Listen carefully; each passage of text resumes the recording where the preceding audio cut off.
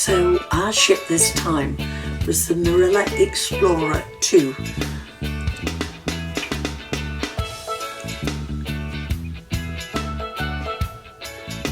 Taking us all around the Caribbean.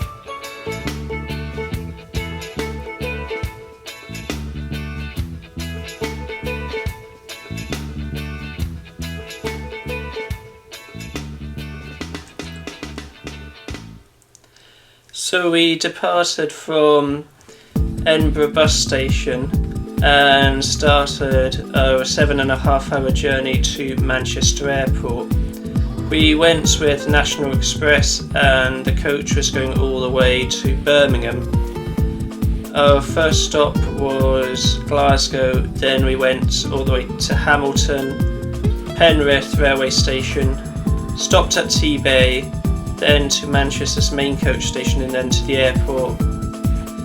Then we got off and the bus continued to Birmingham and we stayed in the Radisson Blu Hotel at the airport and flew the following day. As a coach journey, it was really quite pleasant. Drivers were friendly, informative, and the time passed really quite quickly, I felt. Seats were quite comfortable too. For me, it felt a lot longer. The journey was much longer for me on the way there than on the way back. Though the flight on the way back was a lot quicker as well. So that was us calling at Glasgow and now we're heading towards Hamilton.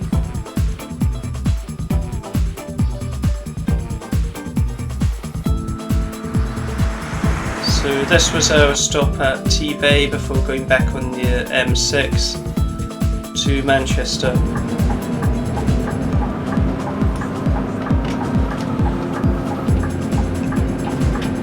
As I normally drive, I did find the experience a lot more relaxing, although it did take nearly double the time than I would have taken travelling by car. Car would do it in 4.5 hours, it took 3 hours longer. But I didn't have the worry of following sat-nav, getting lost and going into the wrong car park, and all the palaver of booking in a car. So for me it was a good option. The train takes just under 4 hours, about 3 hours 45 minutes. But the problem is with big cases there isn't as much room as there would be on a coach. So we dropped our cases off the night before. And we were looking to make sure all the documentation was through. You can see on the screen the documentation you're meant to fill in just before you go to Jamaica, and it should be completed before travelling.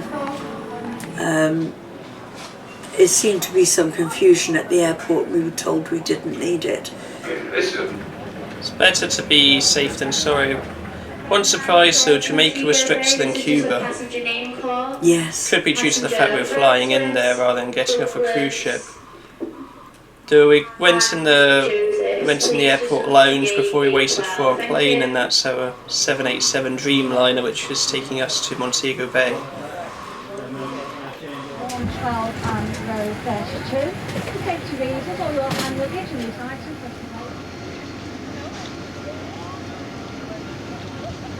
My favourite time of the flight, taking off to go on holiday. It's always exciting taking off. I enjoy that bit. Landing's pretty fun as well. On our flight there are two classes, there's economy and premium. We were in premium, which you get some leg room and a bit comfier seat. You get set meals as well, I think. Yes, I don't know what they got in economy compared to us though. True. Nor me. It's looking England looking quite grey and dismal at the mid-February. And our first sight of the Caribbean. You thought that island was... I think that's the Dominican Republic and further west is Haiti. I heard the steward saying that to someone, that's the Dominican Republic. It looks the right shape for the Dominican Republic. But no, this is when we were landing into Jamaica, and to make it extra exciting we flew over a cruise ship. We saw that from the window.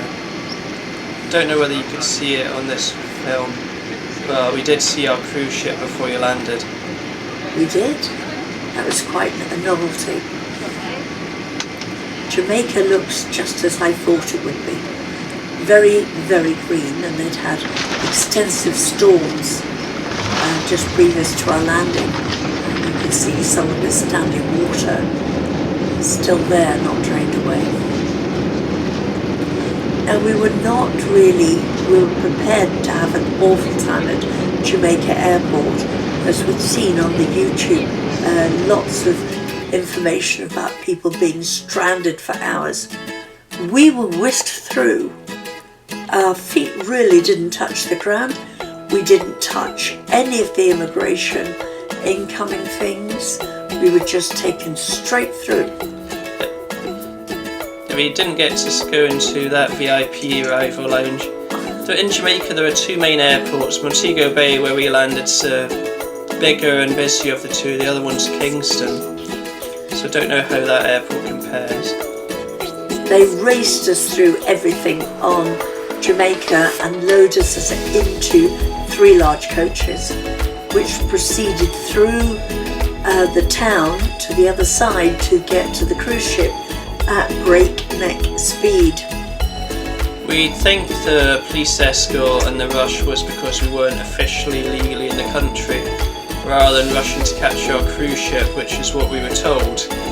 But the cruise ship didn't depart for a few hours after, so I think it was to make sure the bus driver didn't stop and let any of us off before we got to the port, which is where we went through immigration there before boarding the cruise ship. The police escort was horrendous. They kept screaming past us, stopping traffic. We were going along the wrong side of the road in some cases. As you can see, they're escorting us pretty tightly. In Jamaica, the side of the road they drive on is the same as the UK, on the left. In Cuba and Mexico it's the opposite. And then we were given another form to fill in on the coach. 3 of us filled it in. We all 3 filled it in differently because it was so ambiguous. So we ended up refilling in the forms, which seemed they didn't need anyway. It was really mad. It's better to do too much than too little. True. So that's how I see it. I love the trees banded in the flag colours of Jamaica. Quite smart.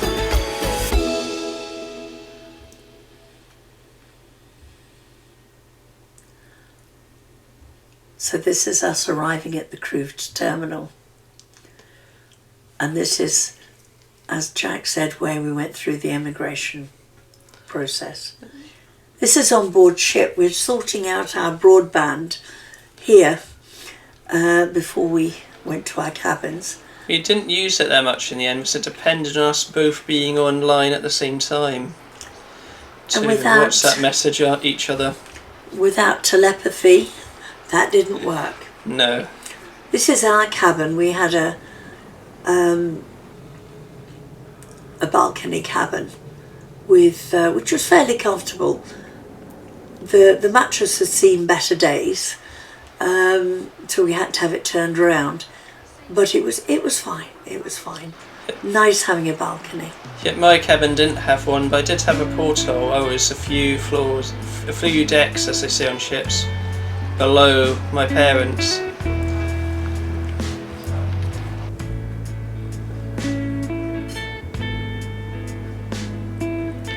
So you were on deck 9 and I was on deck 5. That's right. There's lots of room for all your bits and bobs.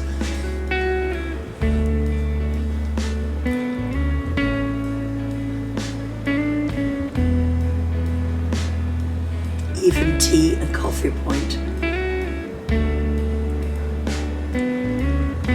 So this is my cabin, which I think is slightly smaller, but it's comfortable, and that's the swimming pool where they had the sail and shine party when we departed, and you'll see us swimming in that later on in the film,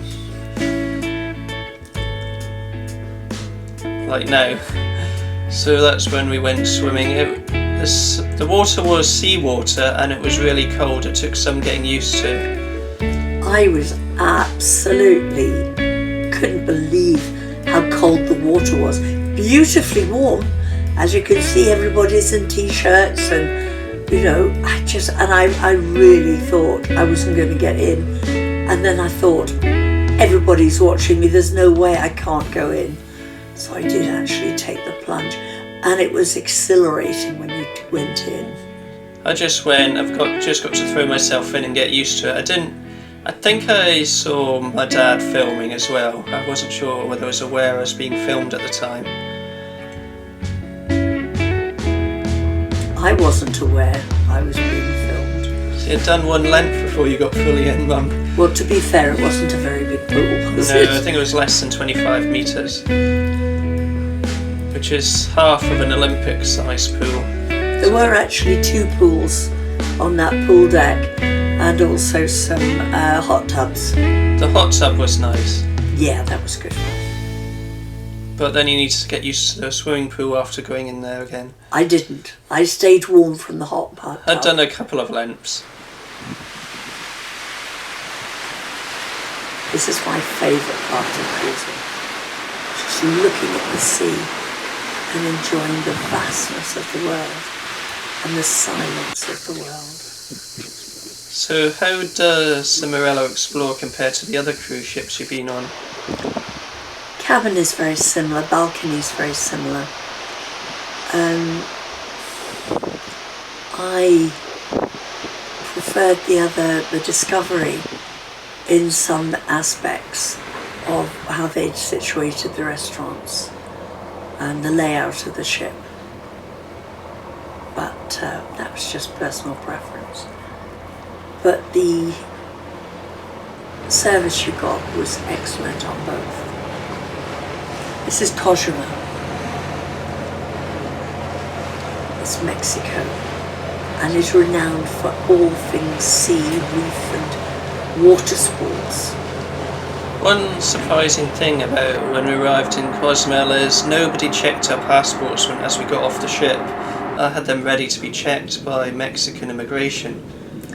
There's me, I'd left my hat, so I'd retrieved it and we're going down to get off the ship. There could have been that everything was sorted before by TUI. Oh no, we had a good breakfast first, remember? Yeah.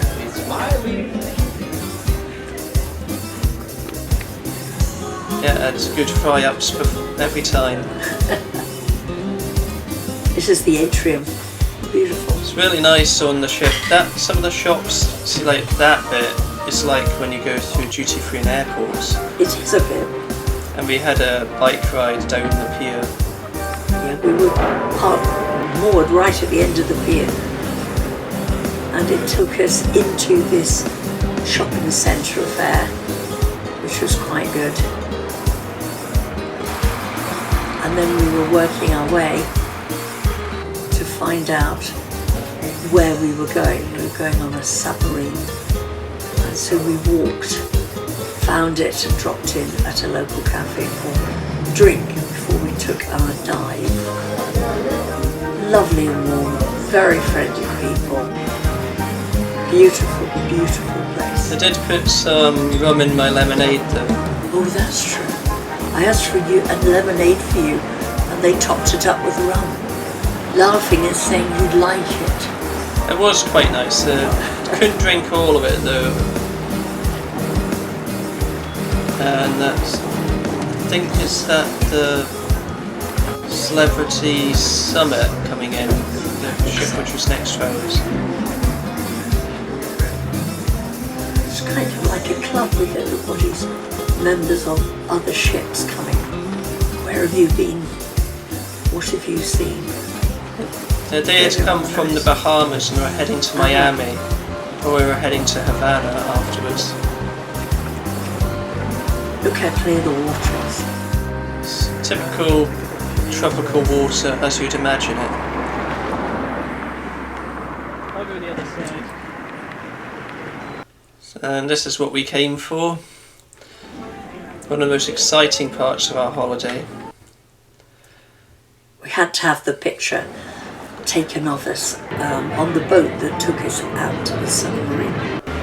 Next to Anna, the name of the boat going towards Atlantis, and those are the two cruise ships. They actually had this really well worked out. People got off the submarine to the back of the boat, so the people at the front of the boat could then file in and go into the submarine. They got the crowd control down to a T. You could tell they'd done it loads of times. Yeah. It was a little awkward going down backwards. A bit more awkward going in rather than out, so it was a bit easier coming out. I mean, we're not particularly fat, but I was very aware of the limited space, which obviously submarines have. And this is inside. And I liked looking at the screen of how deep we were. I think they showed that in both feet and meters, or was it just feet?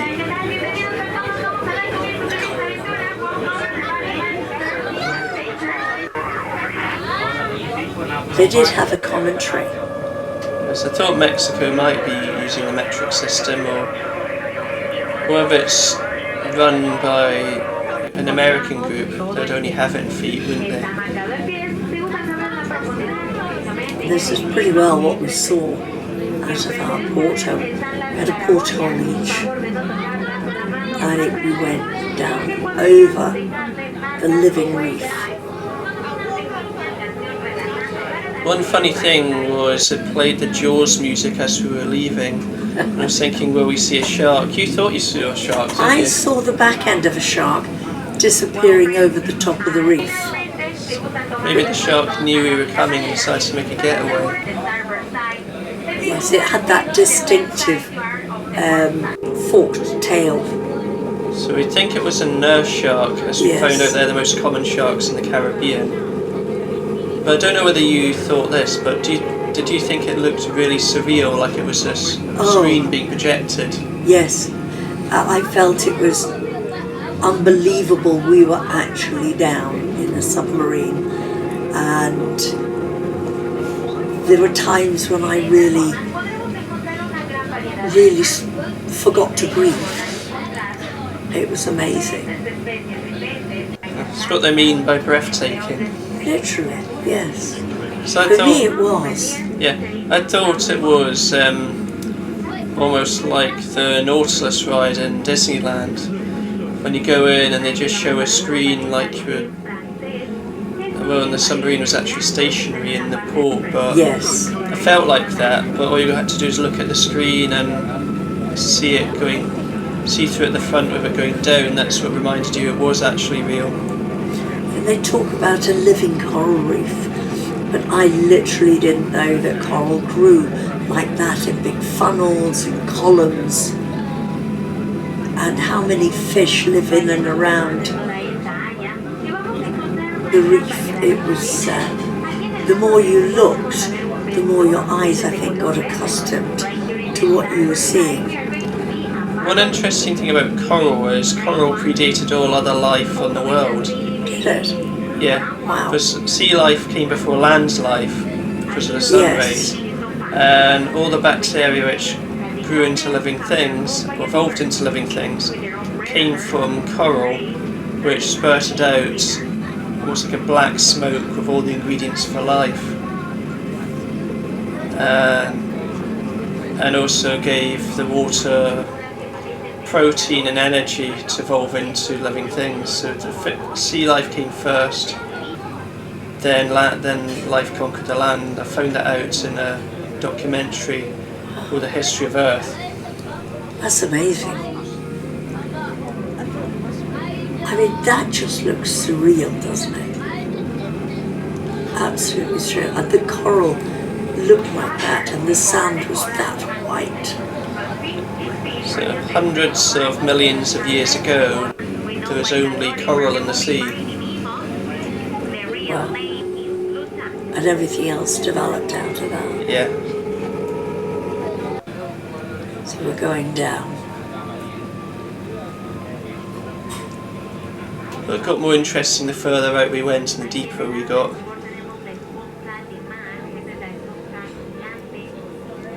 square looking bit of coral I thought was incredible. And there was one fish which followed us all the way there and back. Yes, probably see it darting in and out of focus. It's a little like a white stripe job. I think it like the bubbles the submarine was causing. Probably. I think that sign was only showing it in feet.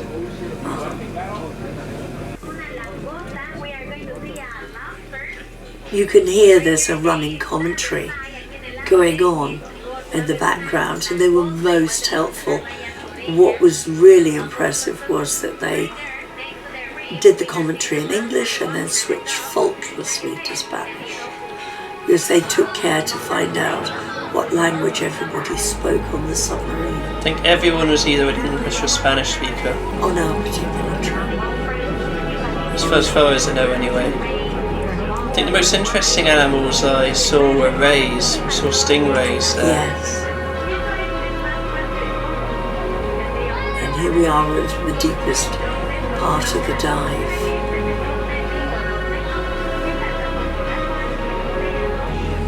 Look at all the fish around this wreck. That's incredible. I think that was a cargo ship which sank in the 1960s. That's what I thought I heard. And there's the divers who were looking for something. I don't know what they were looking for. They did announce it, but I missed what they said. So they're professional divers. You can go scuba diving. You can pay to go scuba diving instead of going in the submarine, but you can see more and stay dry in the submarine. Just amazing. Seeing the wreck makes you really think how awful it would have been to be on that ship.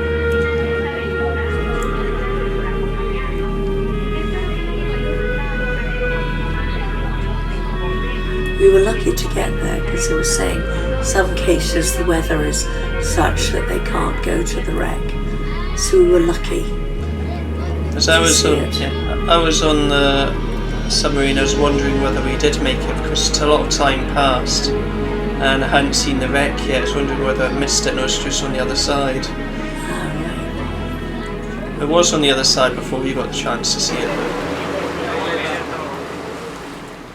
And this is us up and back. Oh, this is a little snippet of one of the shows that they put on called Cogs. it was a good show. They showed this while we were moored in Havana. They did, yes. Well, that's when I saw it anyway. But they were incredibly hard-working, these dancers.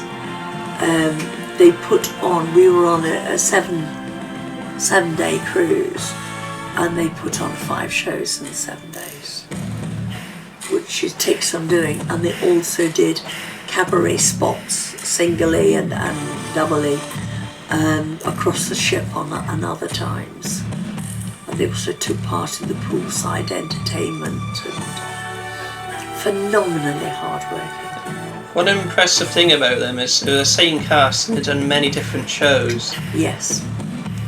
Fully professional West End and Broadway actors. I think they typically specialise in one show, but they've done all sorts of different shows very well. They did. So they'd have to remember more than one set of lines for each show. Well, the thing is that they recruited. This troupe came from the UK. The main guy there came from Glasgow. Really quite an interesting chap. But they meet on land, they do all the rehearsals for the shows, put them all together as a group, and then are sent off on tour with their repertoire of the shows that they can do. And they did other shows that we missed because we were only on the boat 1 week. They did a 2-week rotation of shows.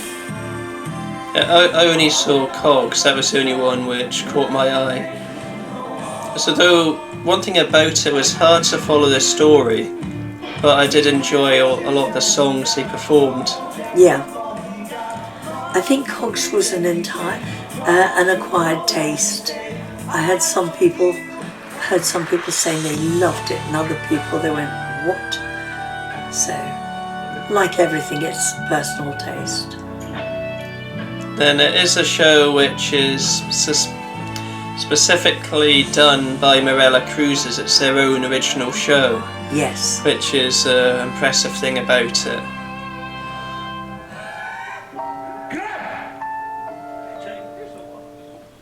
Right away, sir. And one thing they do is they do allow you to film the shows. It is with great pride that I introduce Rocket. Yes, they do. But I think that'll be within reason. I don't think they'd want people just filming the whole thing. I filmed it in snippets.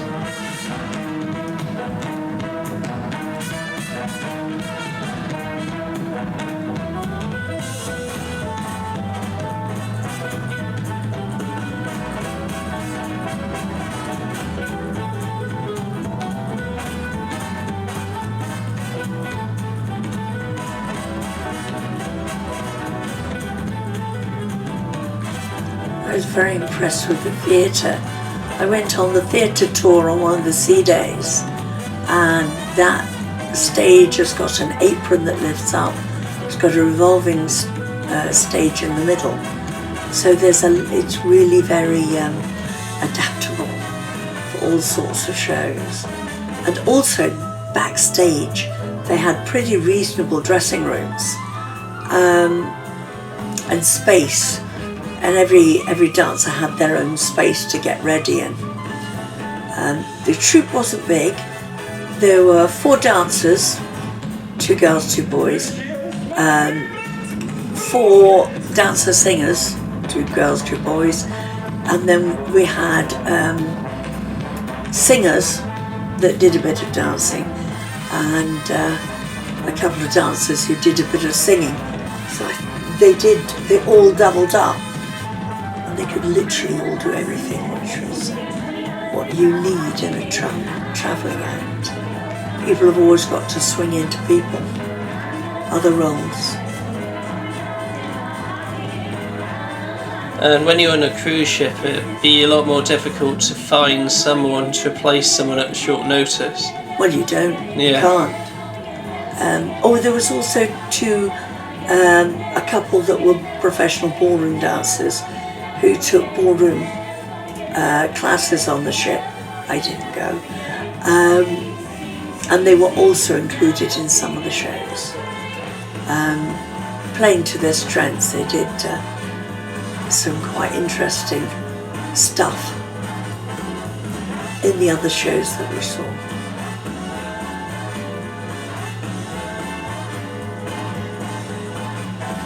I think this was the most impressive part on Cogs, when the dancers came on and one came up from underneath the stage, right at the front. That's what I found impressive. Well, that's the apron lifting. Yeah. It's a very complicated bit of kit to put in to a small theatre.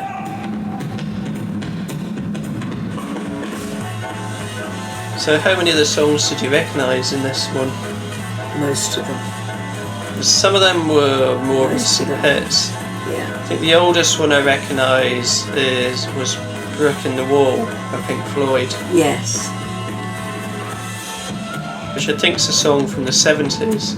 Yes, it is the 70s. So it would have fitted in perfectly for the 70s show you saw later.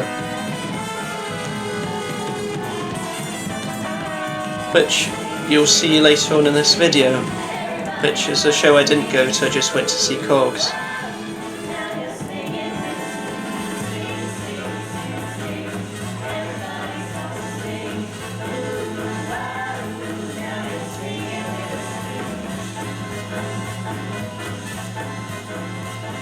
But looking at them dancing, you actually don't know who are the dancers, who are the singers, which is pretty impressive. And Cuba. Wow. So this was our introduction to Cuba, sailing into Havana Harbour, and I remember being at the side thinking of the things I'd want to see. But Cuba was a country I didn't really know what to expect, because you hear a lot in the media about Cuba and through history documentaries. I kind of got into the impression I was going into a Caribbean North Korea, but it didn't feel like that at all. It didn't feel like that much of an unusual country until you went into Revolution Square, and that's when you got the impression of the history. It's the huge statue of Christ on the hill. They'd had a literary festival on that hill, and there'd been a band that played us in from the fort, which is just coming up to the left of the screen. And this is us going really slowly in. I couldn't believe how near we were moored to the main street. This big giant cruise ship alongside vintage cars. There's the ship. You see what I mean? Wow. The ship was built in the 90s, but was newer than a lot of the cars you see in the street. As you can see there's a lot of old stuff. A few modern stuff, but we were in one of the truly classic cars. For this one we're in the Chevrolet Impala.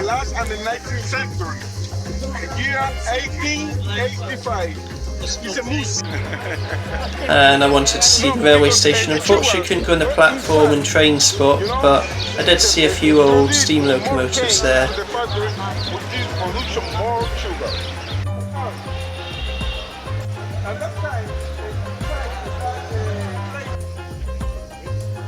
Our first taxi driver, Marcel, was brilliant. He took us to where we wanted to go, but he insisted on bringing us here, Revolution Square. See, that's my favourite place in Havana. So this is where you get a true sense of the history and Cold War history. I've got projected in one of the buildings, one of the most famous people in the world, Che Guevara. I don't know who that guy was, but he was someone associated with one of the Castros, probably Fidel Castro. I think it was. Yeah. And this is the statue of Christ he took us to see on the hill.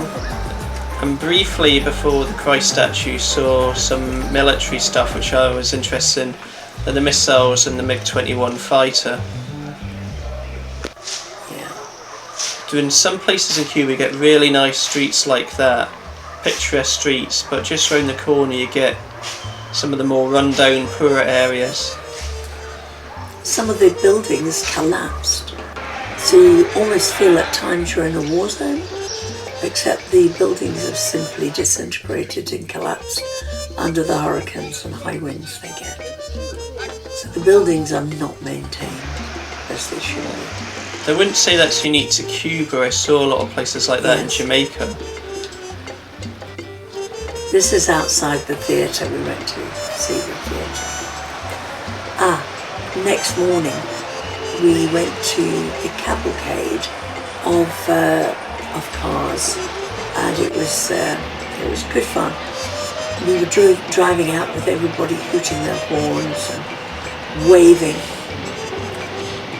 We had a really, really amazing man who was trying to organise all the cars and drivers into some sort of order. He had a baton, he was waving furiously in the front car. Yeah, I enjoyed watching him do that. It was quite funny. So we went back to Revolution Square. Of course. The one thing they say about Cuba is you shouldn't film anyone like police and military, but they didn't seem that intimidating at all. Like they appeared in some of my films, because there's a military base right next to Revolution Square, and some of those buildings are military buildings. Yeah. So it didn't seem scary and as intimidating as you might imagine, but you've got to use your judgment and just be sensible. That's our first car. Oh, Jack in a Box. Yeah, the box I couldn't open. You managed to open it and then you bought it. Yeah, and now I can't open it again. to be bought. We ended up in this fantastic hotel with all the pictures of all the leaders that stay there, the mob and the leaders and the politicians. So it used to be where the mafia operated from before the revolution. Apparently, yes. And at sea. How lovely is that? Have a whole day at sea. Just to sit and do nothing. So this is the 70s show.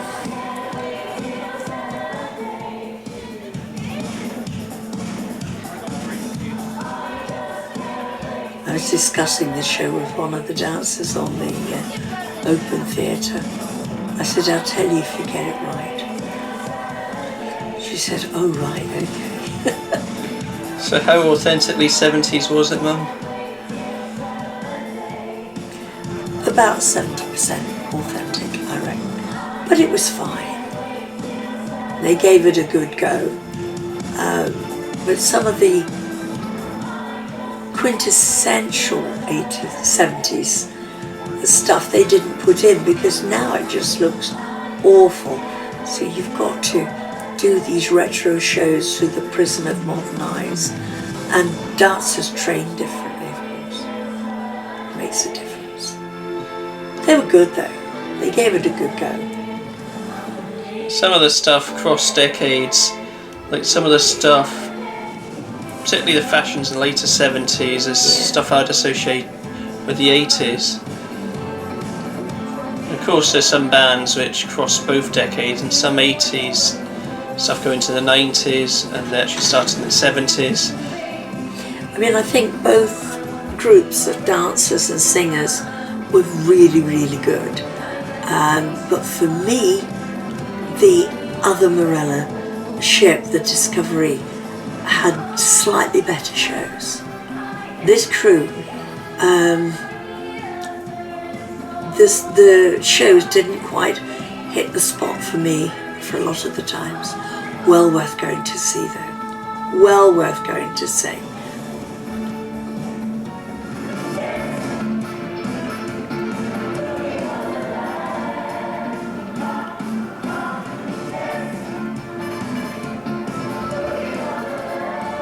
Had to do this song, didn't they?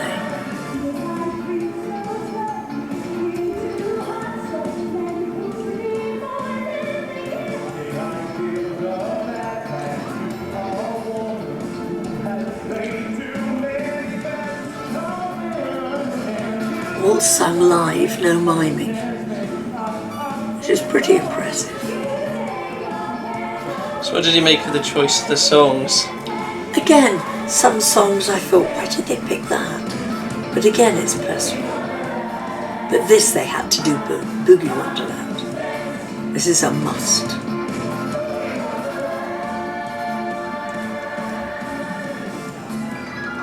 So is that one of the 70s disco music? Yeah. Well, this was a huge hit in the 70s. So that song's so famous. I know about it, and you heard it a lot growing up. Yeah. So 70s disco, became a genre which people love to hate.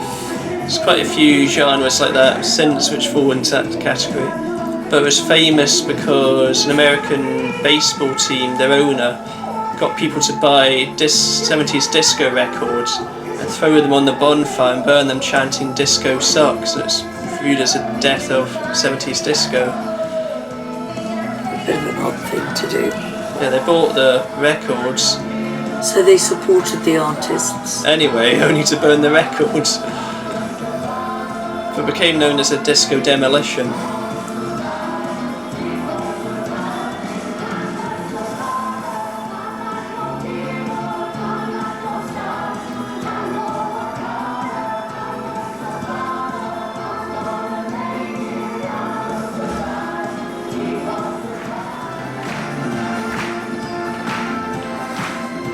This is towards the end of the show. It's a dancer that did the aerial work. She did a beautiful routine with scarves in another show. chatted to her backstage. She learned how to do this aerial dancing over the internet through lockdown because she thought it would improve her chances of being employed. It certainly worked. She got herself in the show. Absolutely. This was so beautiful. Grand Camen, absolutely stunning.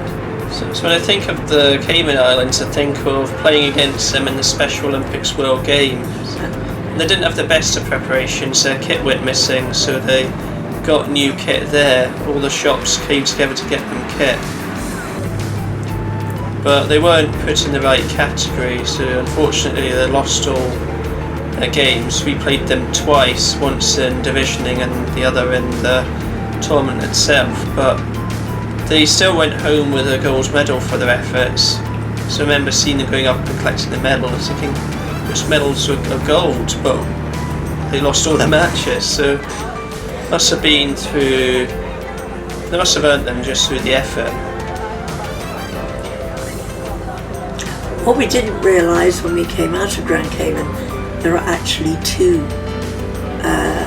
boarding places, landing stages, and we ordered a taxi, and it had waited for us while we had a good walk around waiting for it to come and pick us up at the other quay. But, the thing is, anyway, sorry. These things happen. Yeah, the thing is, one was called, was it the North Pier? Yes. But the other one wasn't called the South Pier. No, it was called the Langusty. Yeah, so I think that must have been confusing to them. Anyway, a local person, tour operator, rang the taxi for us, and we eventually got our taxi, which is where we wanted to go. Christmas time with the Santa's front to look like snow. Because we wanted to go to the Turtle Centre. A lot of it reminds me of Discovery Cove in Florida. Yes, it was a bit like that, wasn't it? Yeah. Except no dolphins. There was sharks though, and turtles.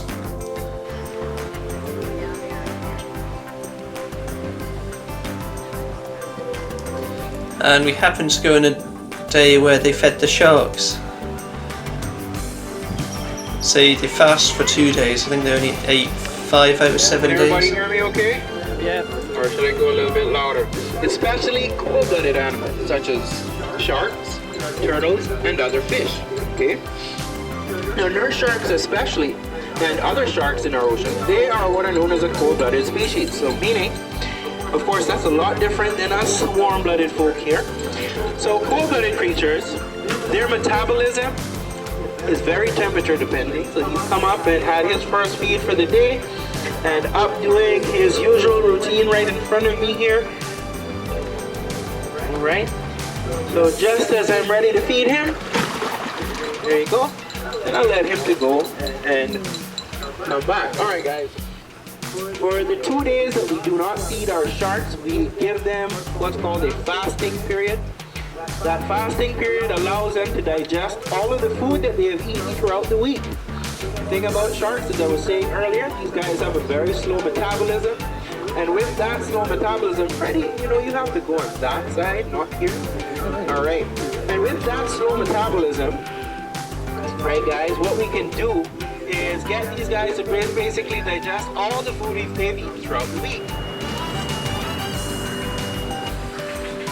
We went and had lunch at the restaurant there, which was really nice, wasn't it? Yeah. And its resident birds who were quite entertaining.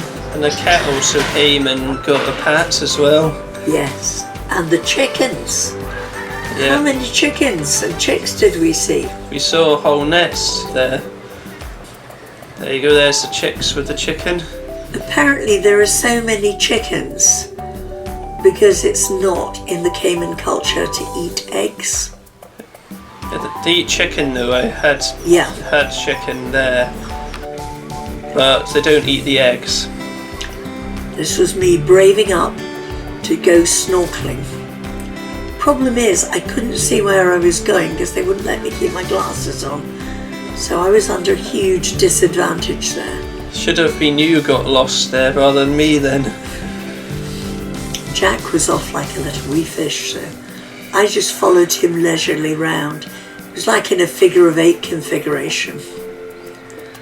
And there were lots of fish in there and some turtles, and it's quite something when a massive turtle comes by you and his flippers nearly brush your shoulder. We had to wait for Jack for ages because he got lost.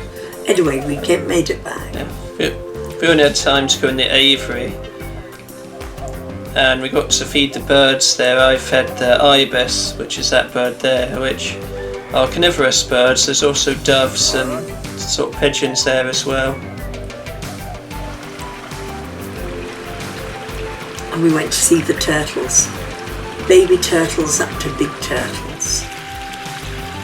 And one thing I like about turtles is, the best fact to know about them is they eat jellyfish, and they can eat jellyfish without being stung because their skin is so thick. Wow, I didn't know that. Yeah. So they could just munch on jellyfish, including going up to Portuguese man o' war and eating them. Wow. They have this reserve because there aren't too many turtles that make it if they just left to their own resources. There's so many predators going after the small turtles, both from the air and in the sea. They just wait for the turtles to get out their eggs. So to get the population up, they need to literally give them a nursery. The other animal you saw there was the Cayman crocodile, Yeah. which appeared briefly, which are endangered species. And I think that Celebrity Equinox next to our cruise ship there. It was good seeing the other cruise ships. They were all bigger than our one though. Some of them looked amazingly big. They even had their own roller coasters on deck. Whereas ours didn't. No. The ones with the roller coaster on deck, like I saw them at Cozumel. They were the biggest ones. So we went back. This time we got to Jamaica airport and we did manage to go to the Club Mobay, which gave us a lovely sanctuary in a hugely busy airport to eat and drink and just chill out for a few hours, which is what I certainly needed. I got the impression that the airport's too busy for its size. The airport itself isn't that big. It felt about the size of Edinburgh Airport, but busier. And then back on the plane. Lovely pictures. Havana. So if you remember going through the airport security, it took a lot longer than Manchester. Yes.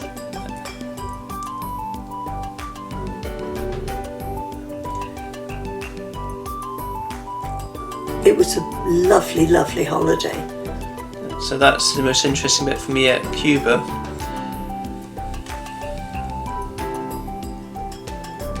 So the thing about Cuba is, if you go there, you'll have to pay extra to visit the United States. Sure.